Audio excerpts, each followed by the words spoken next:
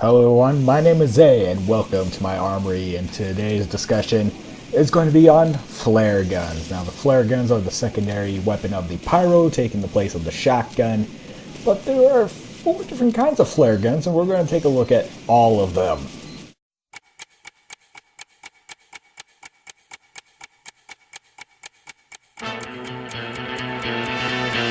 We're going to start off with the flare gun. The flare gun can be found in a random drop, combining a pyro class token, a secondary slot token, and scrap metal for a 20% chance of obtaining the item, a pyro 1 milestone achievement, or by purchasing. As a base damage of 30 with an afterburn of 3 per tick, a critical damage of 90, a mini crit damage of 41 with an afterburn of 4 per tick.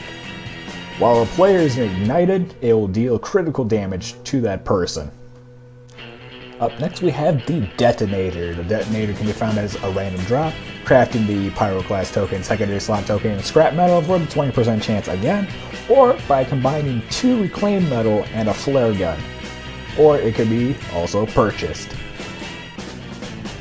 The damage is the same as the flare gun, but deals a 10 to 20 damage on detonation and a 56 explosion damage when colliding with anything in the world.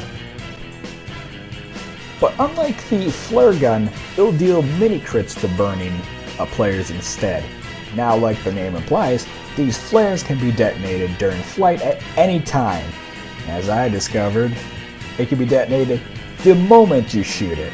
Now, because it has an explosion sort of, and mind you, it's a small explosion, not a huge one like a rocket or a grenade, you can do flare jumps, but keep in mind that you'll deal 25% damage to yourself, so not something you want to use when you're really low on health.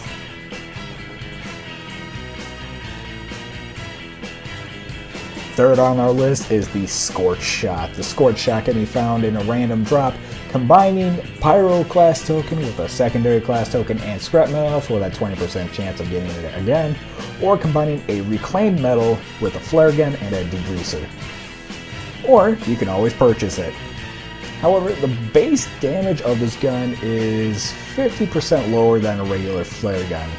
Base damage of 15 with an afterburn of 3 per tick, critical of 45, and a mini crit of 20 with afterburn of 4 per tick. It is also the only flare gun that doesn't have a team color out of the 4 flare guns. You can still flare jump with this and deal 10 to 18 damage to yourself, but you won't get as much height as with the Detonator, so probably not the most useful thing if you want to do a flare jump. Now these flares will knock back enemies instead of dealing a critical or a mini crit. Flares bounced off these enemies will fall to the ground and explode, so anyone around that person is going to get a bit on fire. Flares that collide with the world will explode, but keep in mind that the radius is small, and unlike the Detonator, will not deal any additional explosion damage. Now the taunt kill instead of the Hadouken, it's switched with an execution style kill instead. It instant kills at close range but acts as a normal flare when shot at longer ranges. Keep in mind though, you will be wasting 1 flare when you perform this taunt. Last on our list is the Man Melter. It can be found as a random drop, combining pyro class token, secondary slot token, and scrap metal for the 20% chance again, or combining a reclaimed metal with a detonator, and of course, purchase.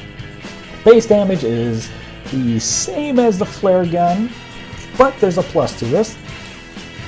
Has unlimited ammo, but the only way you can tell that you can fire it again is with this sound. And you'll see sparks shooting out the front of the gun. These shots will fly faster, so a pyro wishing to reflect your shots back has got to have some pretty good reaction time. The secondary fire can extinguish allies in which you can store crits, which means that the Man Melter cannot get any random crits. And you can store up to 35, so if you see 35 of your allies on fire, you're going to have a field day. The only downside I can say with this gun is that the reload time, it's abysmal, as you can see in this demonstration. And that's it for the flare guns, and here's your question.